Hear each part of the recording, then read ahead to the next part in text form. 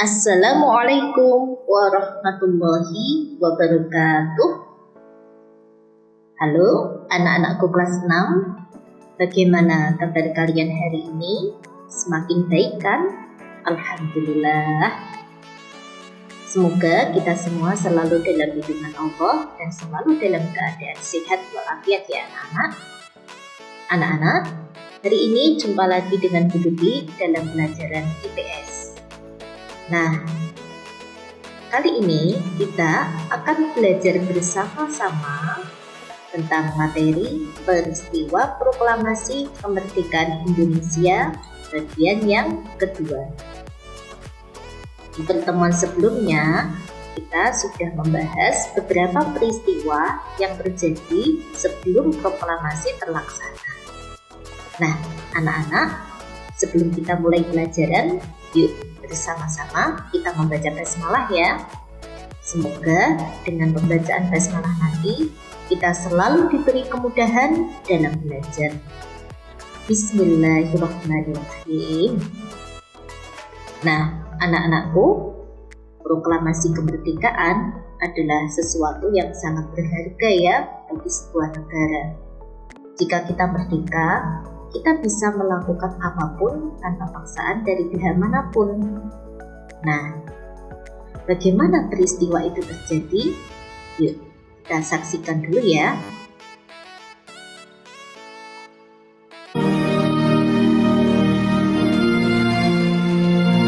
Proklamasi.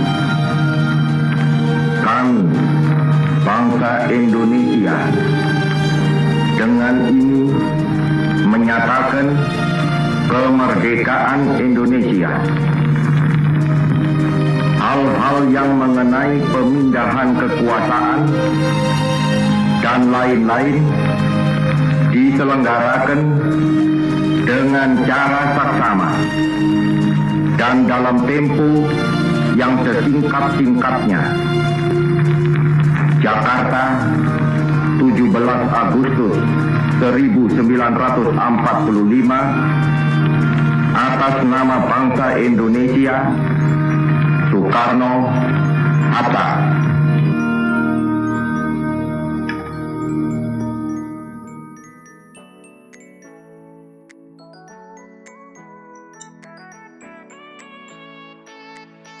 Nah, anak-anak, itu tadi rekaman pembacaan teks proklamasi ya pada tanggal 17 Agustus 1945.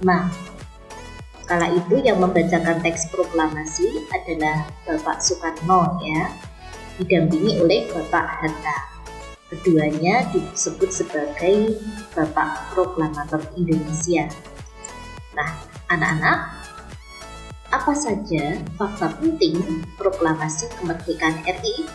Yuk, kita lihat ya. Yang pertama, ya, kemerdekaan Indonesia diproklamasikan pada hari Jumat, 17 Agustus 1945, pukul 10 waktu Indonesia Barat ya. Waktu itu proklamasi dibacakan oleh Insinyur Soekarno didampingi Muhammad Hatta. Di mana dibacakannya? Di Jalan Pegangsaan Timur nomor 56 Jakarta. Anak-anak, perlu kalian ketahui, awalnya proklamasi hendak dilakukan di lapangan Ikada. Ya, saat ini lapangan Ikada ini ada di sebelah selatan lapangan Monas, ada di Jakarta. Namun, untuk menghindari bentrokan dengan tentara Jepang, tempat pembacaan proklamasi akhirnya dipindahkan. Ya, jadi kalau dibacakan di lapangan Ikada kan sangat terlihat ya, bisa mengumpulkan banyak orang, nanti bisa menimbulkan bentrokan, menimbulkan keributan, menimbulkan kemarahan dengan tentara Jepang. Nah, akhirnya dipindahkan ini di kediaman Bapak Soekarno. Ya anak-anak. Selanjutnya, fakta berikutnya anak-anak. Bendera merah putih yang dikibarkan ya setelah pembacaan teks proklamasi ini dijahit sendiri oleh Ibu Fatmawati. Ibu Fatmawati adalah istri dari Bapak Soekarno. Kemudian siapa pengibar benderanya? Yap, bendera merah putih dikibarkan oleh Latif Indraningrat. Ya, ini salah satu tentara peta. Ini adalah cikal bakal dari TNI saat ini. Kemudian ada S. Subut dan SK Trimurti. Ini pembawa bagi yang berisi bendera tadi. Kemudian pengibaran bendera diiringi lagu Indonesia Raya yang saat itu dinyanyikan oleh seluruh peserta upacara. Nah, itu anak-anak beberapa fakta ya tentang peristiwa proklamasi. Dan ya, ini peristiwa yang terjadi pada 17 Agustus 1945. Nah, ini ada kesaksian Bung Hatta, jadi tentang peristiwa proklamasi. Sebelumnya ini ada wawancara dengan Bung Hatta ketika beliau masih hidup. Kita simak yuk.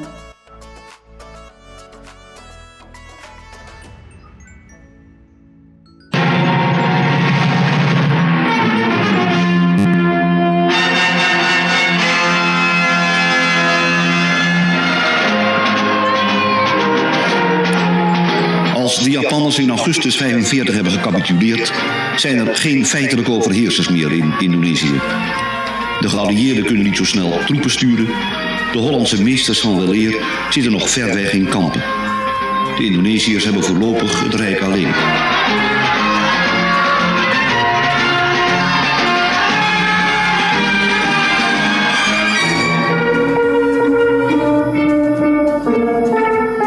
De verwarring in het door de bezetting uitgeputte land is groot. De nationalistische leiders hebben geen gelijkgericht beeld van wat er op korte termijn moet gebeuren. In dat gezagsvacuüm ageert de jeugd die geen verleden heeft en de toekomst afdwingt van Sukarno en Hatta. Terwijl hij zegt, dat is dit toen. De jongelui wil altijd vanavond nog de onafhankelijke verklaring laten voorlezen. Vraag hem maar een van de lui die nooit met Japan hebben samengewerkt. De onafhankelijk tot nu toe. Laat hem voorlezen en wij zullen achter hen staan. Nou, goed. Toen gaan we naar buiten. Dus zei Soekarno aan de jongelui, kijk, we hebben dit al beslist. Zoek maar één van jullie die nooit met Japan hebben samengewerkt en laat hem dat voorlezen. Wij zullen achter hen staan. Maar de jongelui niet. Nee, ze willen altijd Soekarno hebben. Toen weigerde ik doe het niet. Morgen gaan we vergaderen om de onafhankelijke verklaring voor te lezen. We hebben de tekst al lang bepaald. Dus alleen voorlezen morgen. Maar de jongen niet. En toen ging, nou, als je niet wil, ga maar naar huis. Ga maar uit elkaar. Hoef niet verder te praten. We moeten nog gaan slapen. Het is vaste tijd. Het is vaste maandentijd. Ik ging ook naar huis. En toen tegen de ochtend, tegen de 4 uur, toen kwam Sukani met andere konuiten. Zei ja, we moeten nu naar Rengasengklok gaan. Waarvoor? Ja, om onafhankelijke verklaring om de regering voor te zetten. Wat voor regering? De regering is nog niet gevormd. Ja, de Indonesische regering is de Indonesische regering. Uit wie bestaat het?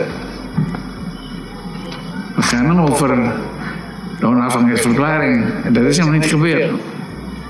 En Rengasengklok, waar ze, hij heeft nog niet gezegd, buiten Jakarta. Hij weet niet waarin. Hij zei, ja, ik ga maar mee. Dan Soekarno wil niet mee als u niet meegaat. En toen is maar Soekarno. En vandaag gingen wij naar Rengasengklok. En u was toen in feite gevangen, min of meer. Ja, zoiets. Maar vond u dat niet een rare vertoning, hoor? Ja, een rare vertoning, dat heb ik gezegd. Ja, nu begint het verliezen. En toen bent u daar vastgehouden? Nou, ja, in Rengasengklok. Ja. Nee, ik ging daar naartoe, naar Rengasengklok. En dan vastgehouden. Eerst, dat is een peta. Dat is een barak. Ja. Peta. En u mocht er niet uit? Nee, daar gewoon. En toen hebben ze een huis van een landheer Chinese landheer ontruimd. En daar moesten we gaan. Sukarno met Fatmawati en Guntur. Dat is 8 maanden oud. En ik met ons 4. Dat is ontruimd. En voor ons deur staat een jongen met een bamboe runcing. Bamboespeer. Als wacht. Moest u niet lachen hoor? Moest u niet lachen hoor? Of was u kwaad? Nou, we moesten wel lachen. Eerst aangehouden bij de dan. Toen kwam ook de assistent Wadana van Rengassenblok opgepakt, ook daar gebracht. Blijkbaar boven, er is een slaapplaats. Ook daar zitten wij. Met zo'n plus assistent Wadana, dus 5 mensen. Ze zijn eens geschrokken dat we ook daar zijn. Wat gaan de jongelui doen?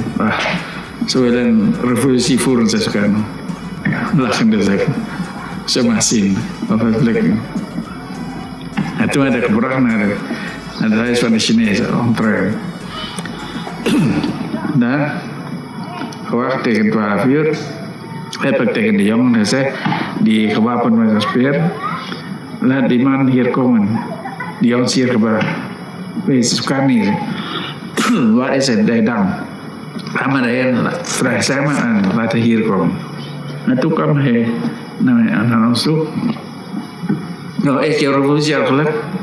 De opmars van de 15.000 mensen naar de stad. Veel berichten dan. Oh, ik ben nog een bericht. Nou, telefoneren naar Jakarta. Nou, hij wachtte, ik kwam niet, hij wachtte. Dat is een uur. Kwam hij pas terug, zeggende, ik heb contact gekregen met Jakarta. Nou, ik verzeker dat je revolutie al mislukt is. Ach nee, die jongen, we zullen maar wachten. Ja, goed, we zullen wachten, maar het is verloren zaak. En zo zijn we te praten. En toen kwam Subarjo om ons terug te brengen naar Jakarta. Ja. Nou, Sukarno is mededeling. En toen heb ik gezegd, voor mij, de dag is voorbij, ik kan hier wel gaan rusten. Het is al 's avonds, 7 uur. Ach, Fatmawati protesteren. Kan niet. Guntur heeft geen melk meer. Want zijn voorraad voor Guntur is wat toen overging naar een andere auto, werd weggebracht door de chauffeur terug naar huis. En toen zei nou waarvoor gaan we terug. Toen gaan we terug. Toen zijn we onderweg. De bevolking was bezig riet te verbranden. Toen zei ze, oh daar, vooral begin al de huizen van de Chinezen te verbranden. Zo gaan we terug. En daar, nee, ze kan. Oh, dat zijn chauffeur, gaan we eerst onderzoek instellen. Toen zei oh, dat is, de bevolking is bezig de riet te verbranden. De Jaramium noemen we dat. Ja. En toen gaan we door naar Jakarta. Huis van mij daar. En toen dacht ik daar, 2 s'avonds in mij daar. Zo, uiteindelijk ons.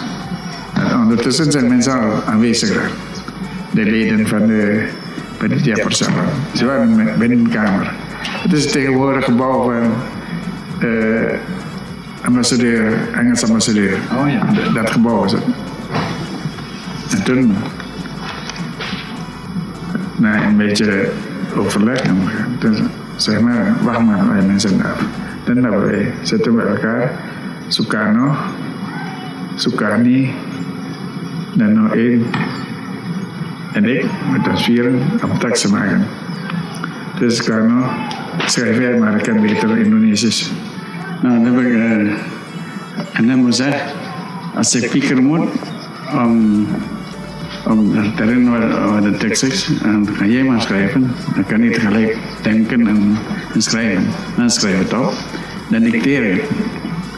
U dicteerde en Sukarno schreef? Ja, de 2 zinnen. Dat is de hele tekst is een beetje uitgebreid. Dat is gewoon 2 korte zinnen. Dan betekenis. Het volgende Indonesië verklaar hiermee zijn onafhankelijkheid. De overdracht van zaken wordt gedaan in korte tijd. En zo best mogelijk.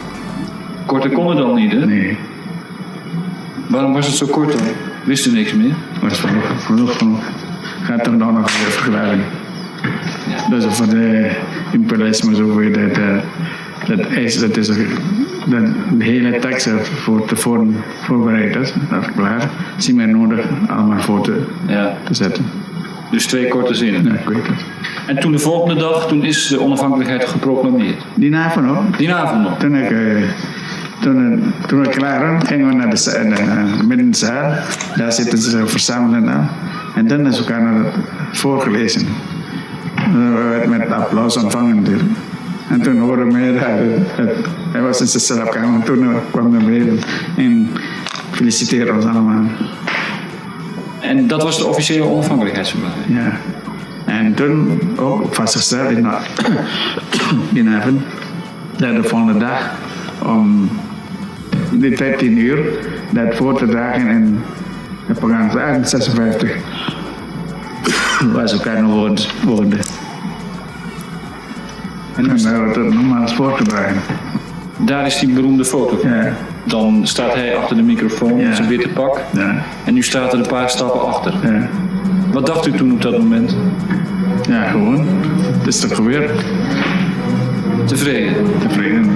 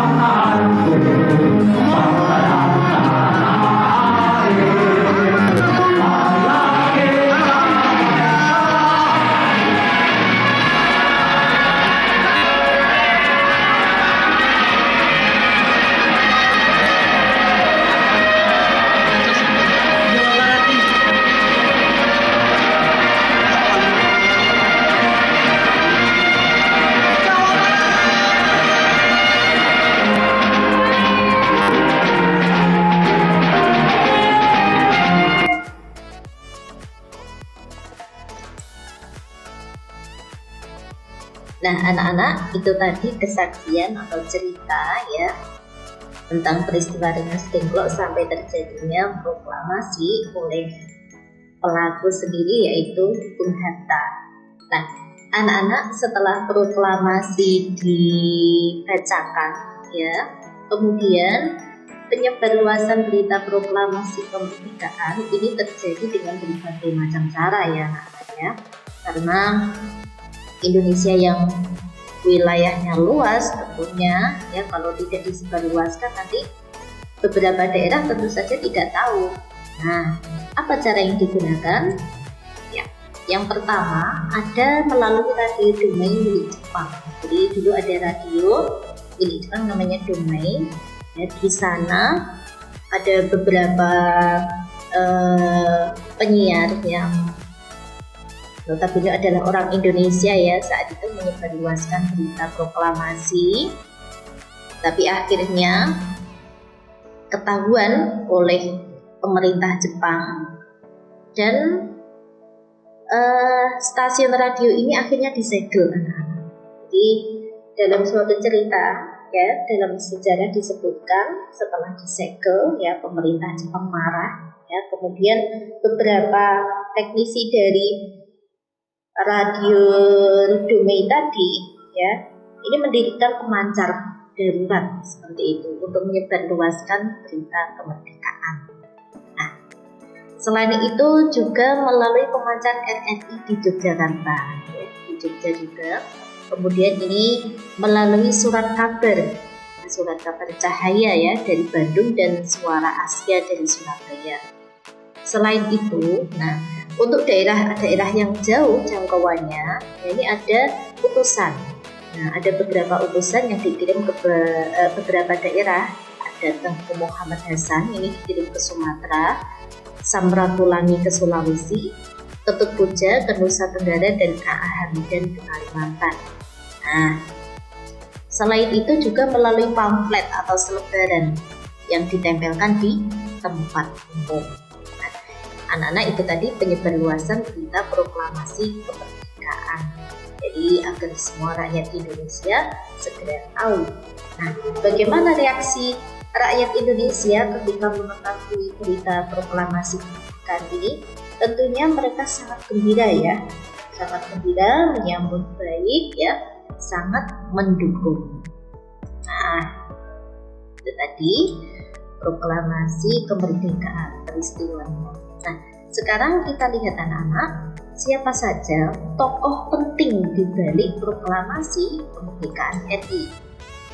Nah, kita lihat satu persatu. Yang pertama tentu saja Insinyur Soekarno, Bapak Proklamator Indonesia ya. Beliau peranannya apa saja anak-anak? Yang pertama, beliau menjabat sebagai Ketua Panitia 9. Kita tahu bersama Panitia 9 ini yang merumuskan ya dasar negara kita ya. Kemudian beliau juga Ketua PPKI, Panitia Persiapan Kemerdekaan Indonesia. Kemudian beliau juga penyusun naskah proklamasi kemerdekaan ya. Penyusun yang menulis tangan ini adalah Insinyur Soekarno. Kemudian beliau juga Bapak Proklamator Indonesia yang membacakan proklamasi, yang memproklamasikan.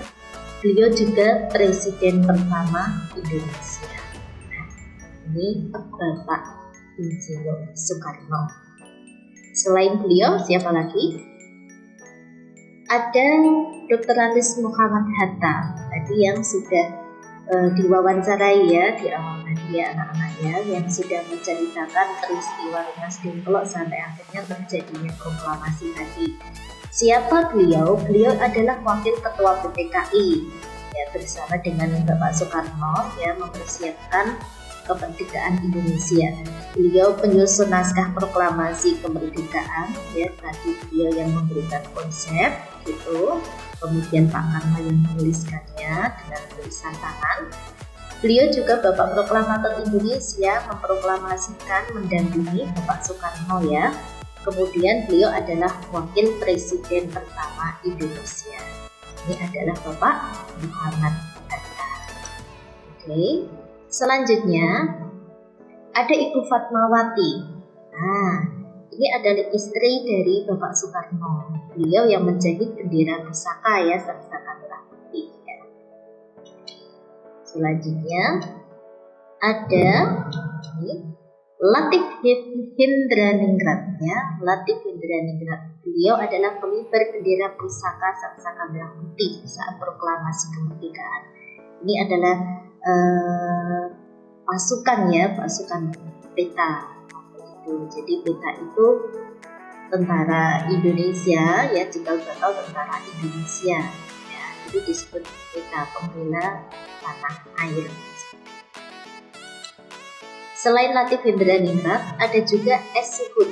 Nah, S. Suhud ini tokoh yang ditugaskan untuk mencari tiang bendera sebelum proklamasi. Jadi yang benderanya dicari oleh Suhud ya, disiapkan oleh Suhud.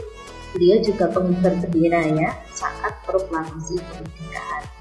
Dan ini Latif Hindraningrat. Selanjutnya ada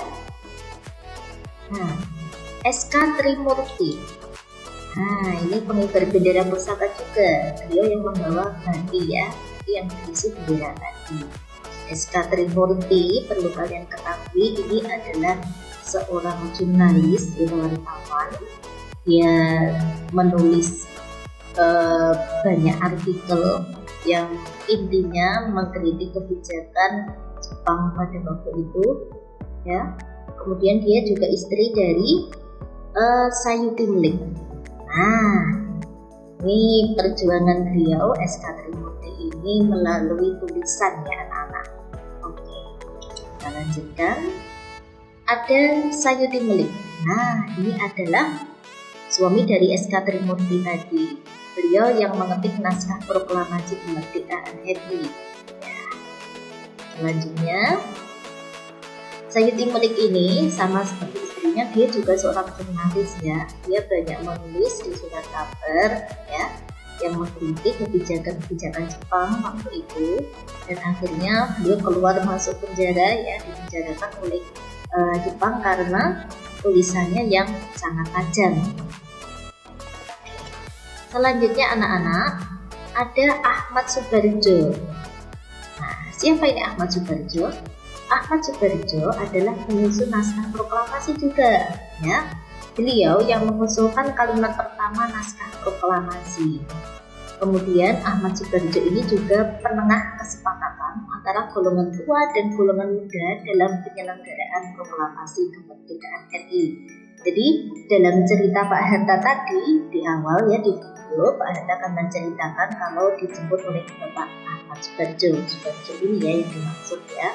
Jadi golongan muda setelah tahu kalau Jepang itu menyerah kepada sekutu, mendesak Soekarno dan Hatta agar segera memproklamasikan kemerdekaan. Sedangkan golongan tua berpendapat kalau proklamasi harus disiapkan ya, tidak perlu terburu-buru. Nah, Ahmad Subarjo ini penengah, jadi beliau akhirnya bisa menjembatani antara keinginan golongan tua dan golongan muda. Akhirnya disepakatilah bahwa proklamasi dibacakan pada 17 Agustus 1945. Ini peran dari Ahmad Subarjo.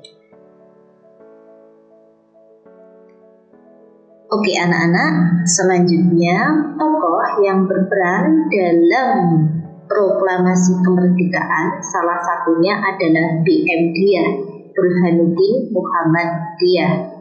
Beliau berperan menyebarluaskan berita proklamasi kemerdekaan RI dengan mencetak selebaran dan pamflet yang banyak ya anak-anak ya. Nah, disebutkan dalam satu artikel ya, dalam artikel itu ada wawancara dengan istri beliau yang masih hidup saat itu.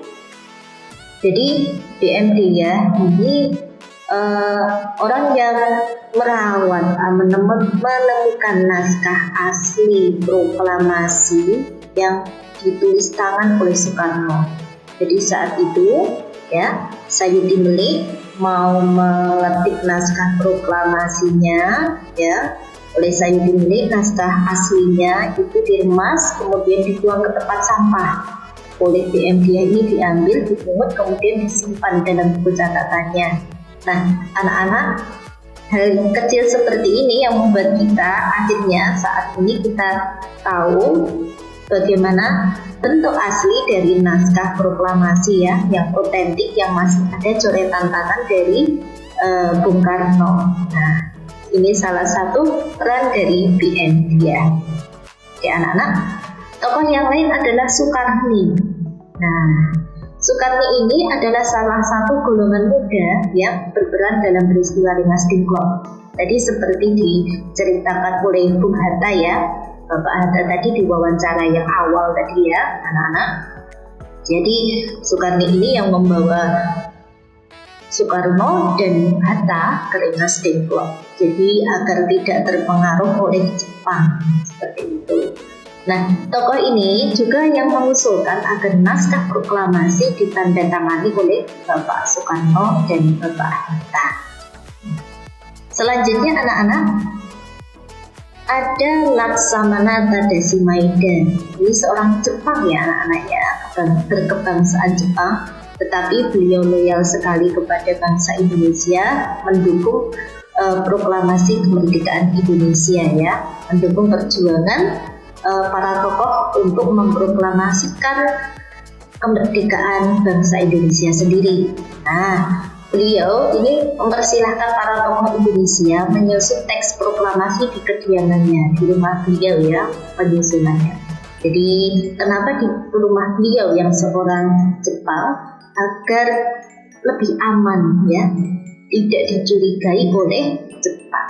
Nah, ini dari peran dari Laksamana Tadashi Maeda. Nah, anak-anak, tentunya masih banyak tokoh yang berperan dalam proklamasi kemerdekaan Indonesia yang belum disebutkan.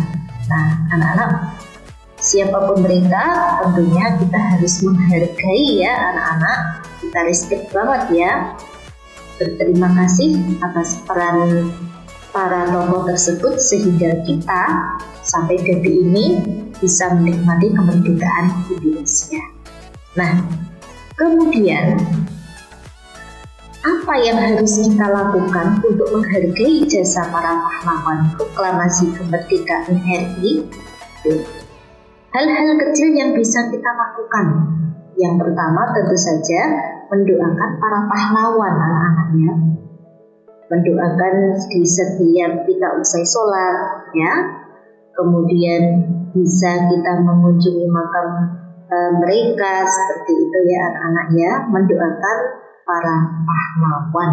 Oke, yang tentu jumlahnya banyak sekali ya. Perjuangannya juga bermacam-macam. Ada yang dengan senjata ya, mengorbankan raganya, mengorbankan jiwanya, ada yang dengan pemikiran, ada yang dengan tulisan, ada berbagai macam. Selanjutnya yang bisa kita lakukan adalah meneladani sikap pahlawan dalam kehidupan sehari-hari. Nah, untuk meneladani itu bisa melakukan hal apa saja yang baik tentu saja ya. Ini hanya contoh kecil, misalnya kita bersama-sama, bergotong royong, saling membantu dalam hal kebaikan ya anak-anak ya. Oke, yang kedua ya, sikap kepahlawanan yang paling penting peduli anak-anak ya, peduli pada orang lain ya, peduli kepada orang yang membutuhkan ya, tidak egois. Nah, seperti itu. Nah, ini bisa kita terapkan dalam hal-hal yang kecil dalam keseharian kita. Kemudian apa yang bisa kita lakukan kalau kita masih belajar, kita sebagai pelajar ya, melanjutkan cita-cita perjuangan dan pengorbanan para pahlawan. Kalau saat ini kita tidak harus mengangkat senjata anak-anak ya, kita tidak harus berperang. Tapi perang kita berbeda anak-anak ya, perjuangan kita berbeda. Kita mempertahankan ya, kita mempertahankan kemerdekaan dengan cara apa? Karena kita masih belajar, berarti kita harus belajar rajin. Nah, seperti itu. Oke, yang keempat tentu saja membuat prestasi demi kejayaan negeri anak-anak ya. Berprestasilah di bidang apapun yang kalian bisa ya. Syukur-syukur ya, alhamdulillah kalau prestasi kita bisa mendunia. Jadi mengharumkan ya nama Indonesia, membanggakan nama Indonesia. Nah, itu adalah salah satu hal kecil yang bisa kita lakukan agar para pahlawan di sana ya tentu saja sangat berbahagia ya, karena kita bisa melanjutkan perjuangan mereka.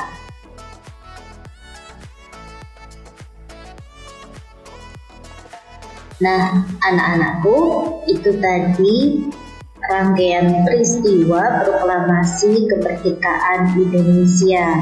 Sebagai generasi muda, tentunya kita harus mewarisi semangat perjuangan para pahlawan pendamping kita. Oke, anak-anakku, terima kasih atas perhatian kalian untuk pelajaran IPS kita hari ini. Kita cukupkan sekian ya. Nah, kita akan melanjutkan di pertemuan berikutnya. Ternyata ya, proklamasi kemerdekaan belum membuat kita untuk berhenti berjuang ya. Masih ada banyak peristiwa, ada banyak perjuangan yang dilalui bangsa Indonesia untuk akhirnya benar-benar merdeka. Oke, sampai jumpa di pertemuan selanjutnya. Mohon maaf jika banyak kekurangan. Tetap semangat belajar dan jaga kesehatan ya. Wassalamualaikum warahmatullahi wabarakatuh.